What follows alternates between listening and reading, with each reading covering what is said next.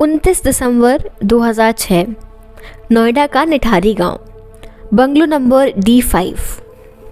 यहाँ से जब ह्यूमन स्केलेटन मिलना शुरू हुए तो पूरे देश में सनसनी फैल गई। सीबीआई को जांच के दौरान ह्यूमन बोन्स के हिस्से और 40 ऐसे पैकेट मिले थे जिसमें ह्यूमन पार्ट्स को भरकर नाले में फेंक दिया गया था। मैं बात कर रही हूँ निठारी केस की, 2006 नोएडा सीरियल मर्डर्स। आज हम इस पूरे केस की केस स्टडी करने वाले हैं, तो इस वीडियो को पूरा देखिएगा और अगर पसंद आए तो लाइक करिएगा और चैनल को सब्सक्राइब कर लीजिएगा। तो ये मामला पूरा शुरू कहाँ से होता है? सेक्टर 31 नोएडा की ये बात है। एक छोटा सा गांव है निठारी, जहाँ पे 2006 जनवरी से वहाँ पे बच्चे गायब होना शुरू होते हैं। उन बच्चों की उम्र लगभग 7, 8, 9 से लेके 14 साल तक की होती है। सिर्फ एक बच्ची जो थी वो 14 साल की थी, कुछ लड़के थे, कुछ लड़कियाँ भी थी। तो ये सिलसिला करीब जनवरी से लेके दिसंबर तक चलता है। कई माँ बाप पुलिस में कंप्लेंट लिखवाने भी जाते हैं, लेकिन गरीब होने की वजह से और जिनके खिलाफ वो कंप्लेंट लिखाना चाहते हैं वो एक अमीर बिजनेसमैन होता है, इस कारण से कोई इन्वेस्टिगेशन नहीं होता है। पुलिस उन गरीब लोगों को सीरियसली नहीं लेती है और कुछ भी जांच पड़ताल नहीं की जाती है। लेकिन फिर 7 मई 2006 को क्या होता है, पायल नाम की एक लड़की लापता हो जाती है। ये लड़की मोनिंदर पांडेर की कोठी में रिक्शे से आई थी। उसने रिक्शे वाले को बंगलो के बाहर रोका और वापस आकर पैसे देने की बात कही थी। काफ़ी देर बाद जब वह वापस नहीं लौटी तो रिक्शे वाला पैसे लेने के लिए कोठी का गेट खटखटाया। इस पर वहाँ से एक शख्स बाहर आता है और वह बताता है कि पायल काफ़ी देर पहले जा चुकी है। जो शख्स बाहर आके ये सब चीज़ें बता रहा था, बाद में पता चलता है कि वह सुरेंद्र कोहली था। रिक्शे वाले का कहना था कि वह कोठी के सामने ही था, पायल बाहर नहीं निकली। पर कैसे भी करके बोल के सुरेंद्र कोहली कहता है कि नहीं, वो तो एक लड़की आई थी लेकिन वो तो काफ़ी देर पहले वापस निकल चुकी है और ऐसा कुछ नहीं हुआ, और ये कह के वो वहाँ से उसको भगा देता है। अब ये बात जब ये लड़की गायब होती है तो इसके पिता, पायल के पिता नंदलाल, FIR लिखवाने जाते हैं पुलिस के पास। पुलिस इनकी FIR नहीं लिखती है और ऐसे ही जैसे बाकी लोगों को टाल देती है, इसी तरीके से ये इनके साथ करती है। तो नंदलाल ने एक लॉयर हायर करा और वो कोर्ट जाता है। वहाँ पे सारी चीज़ें बताता है कि पुलिस जो है ये FIR मेरी दर्ज नहीं कर रही है, मेरी बेटी जो है गायब हो चुकी है, कहाँ कहाँ से हुई है, जो सारी चीज़ें बताता है। तो कोर्ट की तरफ से आदेश आता है और प्रेशर बनाया जाता है पुलिस के ऊपर FIR लिखने के लिए। लेकिन अब यहाँ पे एक प्रॉब्लम ये थी कि अगर FIR लिखनी है तो किसके खिलाफ लिखनी है, तो इसके लिए नंदलाल जो है सबूत इकट्ठा करना चालू करता है। उसे पूरी ये कहानी पता चलती है, कहीं से वो रिक्शा वाला जो है उसे ढूंढ लेता है। नंदलाल जो है रिक्शे वाले को ढूंढ लेता है और पूरी कहानी उसे पता चलती है। तो उसे पूरा भरोसा था कि ये जो D5 नाम की कोठी है, यानी कि बंगलो है, इसमें ही इसकी लड़की गई है और तभी से वो लापता है। तो वो उनके खिलाफ में FIR दर्ज करा देता है। अब जैसे ही FIR लिखी जाती है, पुलिस पूरी तरीके से जांच में जुट जाती है। नंदलाल लगातार पुलिस पर खोजाबीन का दबाव बना रहे थे, इसलिए इसके पहले निठारी में करीब 1 दर्जन से ज़्यादा बच्चे गायब हो चुके थे। पुलिस को जानकारी मिली कि पायल के पास एक मोबाइल था जो घटना के बाद स्विच ऑफ था। पुलिस ने उस नंबर की कॉल डिटेल्स निकलवाई और तमाम जगहों से नंबर मिले। उन नंबरों की जांच की गई, जिससे कुछ सुराग मिले। उसके आधार पर पुलिस ने कोठी पर छापा मारा। पुलिस ने जब छापा मारा तो सारा सच सामने आ गया और काफ़ी चीज़ें पता चली। इससे ये भी पता चला कि पुलिस की नेग्लिजेंस के कारण अगर पुलिस इस चीज़ पे पहले ध्यान देती तो इतने सारे बच्चे मिसिंग नहीं होते। निठारी के जो लोकल रेसिडेंट्स थे वो बताते हैं कि जो पुलिस थी वह काफ़ी करप्ट थी और उन्हें पैसे दिए जाते थे इन्फॉर्मेशन छुपाने के लिए। जब पुलिस पर दबाव बनाया गया, जांच पड़ताल चालू हुई, तो वहाँ से उन्हें कई सारे स्कल्स, बोन्स और दूसरे बॉडी पार्ट्स जो हैं वो मिले। पर इससे ये पता नहीं चल रहा था कि विक्टिम कितने हैं। विक्टिम का नंबर जो है वो तभी एस्टेब्लिश हो पाया जब DNA टेस्ट किया गया। फिर पुलिस ने इस घर को सील कर दिया और मीडिया और वहाँ से आसपास की जितने भी न्यूज़ मीडिया होते हैं उन्हें वहाँ आने मना कर दिया। 26 और 27 दिसंबर को और पुलिस ने वहाँ पर खुदाई चालू करी। तो जब खुदाई करी गई उसके घर के आसपास तो वहाँ पे बच्चों की बॉडीज़ जो हैं वो डिस्कवर की गई। ऐसे ही करके धीरे धीरे सारे सबूत जो है वो इकट्ठे किए गए। प्राइमरी इन्वेस्टिगेशन करा गया। 1 जनवरी 2007 को प्राइमरी इन्वेस्टिगेशन किया जाता है। तो 1 जनवरी 2007 को कोर्ट नार्को एनालिसिस की परमिशन दे देता है। अगले दिन पता चलता है कि 17 जो स्केलेटन मिले हैं उनमें से 15 आइडेंटिफाई कर लिए गए हैं कि वो कौन बच्चे थे। 10 of them were identified by Kohli when he was confronted with photograph of missing children। Crime scene से torso of the bodies were missing, मतलब कि जो टॉर्सो पार्ट होता है बॉडी का वो नहीं मिल रहा था। तो कहीं ना कहीं ये अंदाज़ा लगाया जा रहा था कि हो सकता है कि ह्यूमन ऑर्गन्स की ट्रैफिकिंग होती हो। पुलिस का कहना था कि लगभग 31 चाइल्ड विक्टिम्स हैं। तो काफ़ी सारा नंबर जो है वो समझ में नहीं आ पा रहा था कि कितने बच्चे जो हैं वो मिसिंग हैं, कितने बच्चों की बॉडीज़ मिली गई हैं। सारा इन्वेस्टिगेशन कराया गया। डीएनए सैंपल्स के थ्रू पता चला लगभग 19 बच्चे जो थे वो लापता थे, जिनमें से 17 की बॉडी मिल चुकी थी और 15 का आइडेंटिफिकेशन हो चुका था। अगर हम सीबीआई इन्वेस्टिगेशन की बात करें, दोनों अक्यूज को सीबीआई हेडक्वार्टर मुंबई जेल में 11 जनवरी 2007 की रात को ले जाया गया। सीबीआई ने अपना इन्वेस्टिगेशन जारी रखा और उन्हें 3 और स्कल मिले और बहुत सारे बॉडी के पार्ट्स जैसे कि इंक्लूडिंग लेग्स, बोन्स, टॉर्सो, ये सारी चीज़ें मिली और जो विक्टिम्स थे उनकी कुछ बिलोंगिंग्स भी मिली। सारे एग्जिबिट्स को सील करके फॉरेंसिक लैब में भेज दिया गया। लगभग 2 साल तक ये पूरा जो सीरियल किलिंग है, सीरियल मर्डर्स हैं, ये 2 साल तक चले। 2 साल से बच्चे लगातार गायब हो रहे थे। सीबीआई ने इंटेरोगेट करके बताया that he is a psychopath used to carry out killings. Interrogators ने ये भी बताया that it was not possible that Pandey has no role to play in murders. Preliminary examination ने बताया कि बोन्स जो थी वो 2 साल से पुराने नहीं थे, not more than 2 years old. तो सीबीआई ने ये भी रिवील करा कि सिर्फ 15 स्कल्स मिले हैं अभी तक और 17 जो बच्चे हैं वो माने जा रहे हैं कि गायब हैं। स्टेट पुलिस के द्वारा ये चीज़ बताई जा रही है। जितने भी स्कल्स मिले हैं उनमें से 17 स्कल्स यहाँ पे मिले थे। पोस्टमार्टम रिपोर्ट ने बताया 17 set of skulls and bones recovered that showed that 11 of the killed were girls. 11 लड़कियाँ थी उनमें से। सुरेंद्र कोहली, जिसे निठारी का नर पिशाच बोला जाता है, ये एक नैक्रोफिलिया नामक मानसिक बीमारी से ग्रसित हो गया था। नैक्रोफिलिया मैं आपको बता देती हूँ क्या बीमारी होती है।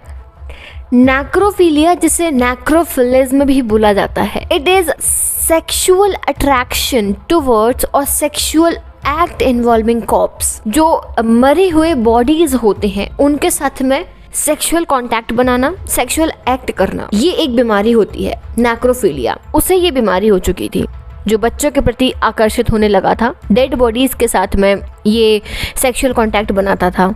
इस पर सारा इन्वेस्टिगेशन किया गया। सुरेंद्र कोहली था, उस पर 17 मामले दर्ज थे। वहीं मोनिंदर सिंह पांडेर पर 6 मामले दर्ज थे।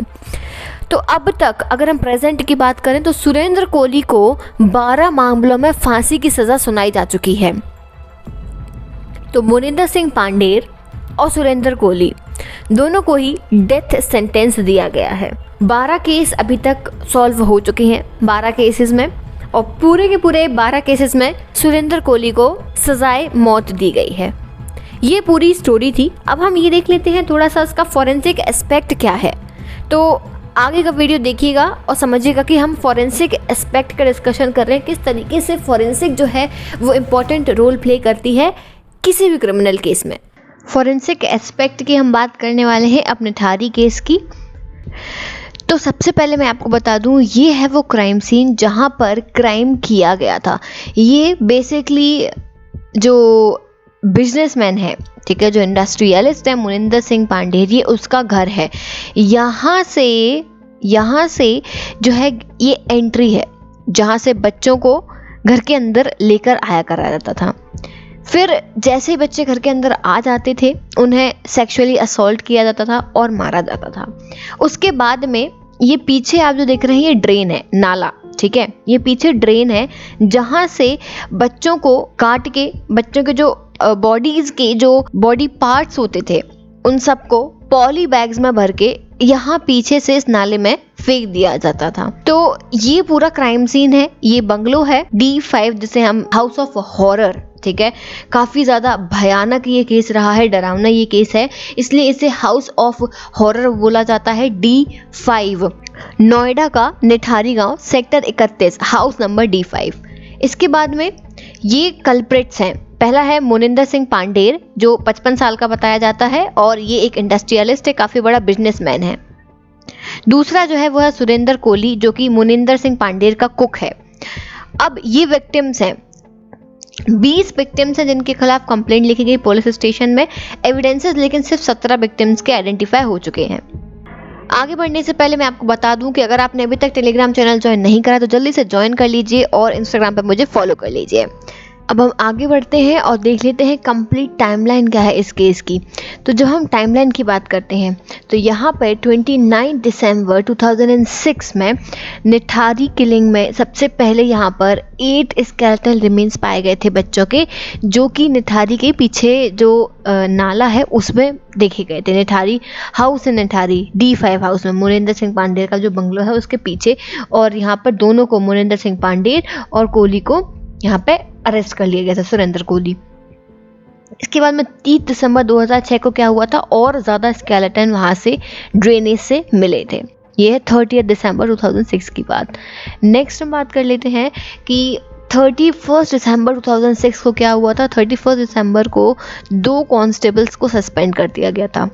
As political pressure starts building up, यहाँ पर उन्हें सस्पेंड कर दिया गया था। जनवरी 5, 2007 को जो अक्यूज्ड पांडेर और कोहली हैं इन्हें गांधीनगर ले जाया गया था for extensive narco analysis test by UP police. तो यहाँ गांधीनगर ले जाके इनका नार्को एनालिसिस टेस्ट कराया गया था जनवरी 5, 2007 को। नेक्स्ट इज जनवरी 13, 2007। यहाँ पर करीबन 30 ऑफिसर्स जो थे, 30 officers mainly CBI and forensic expert, इन्हें ह्यूमन रिमेन्स मिले थे फ्रॉम 2 ड्रेन्स, 2 ड्रेन्स थे, 2 नाले थे, वहाँ से मिले थे। अगले दिन और स्कल्स मिले थे। ये सारी कहानी मैं आपको पहले भी बता चुकी हूँ। इसके बाद में फरवरी 8 को स्पेशल CBI कोर्ट ने पांडेर और कोहली को 14 दिन की CBI कस्टडी में भेज दिया था। जनवरी 7, 2010 की बात है, सुप्रीम कोर्ट ने सुरेंद्र कोहली को डेथ सेंटेंस दे दिया गया था। प्राइम अक्यूज माना गया था इसे निठारी सीरियल किलिंग केस का, और domestic help of businessman Moninder Singh Pandher, मतलब जो घरेलू काम करता था, घर में काम करता था मोनिंदर सिंह पांडेर के, सुरेंद्र कोहली जो था नौकर था इनका, उसे यहाँ पर प्राइम अक्यूज माना गया था। फरवरी 13, 2009 में क्या हुआ था, कोहली को डेथ सेंटेंस दिया गया था स्पेशल CBI कोर्ट के द्वारा। किस लिए? For rape and murder of 14-year-old Rimpa Haldar, one of the several victim of the allegedly killing in Nithari in 2007। Next is 24 जुलाई 2017। यहाँ पर पांडेर और कोहली दोनों को ही डेथ सेंटेंस दे दिया गया था for serial rape and murder. तो यहाँ पर हम बात करेंगे कि फॉरेंसिक एविडेंसेस क्या क्या मिले थे।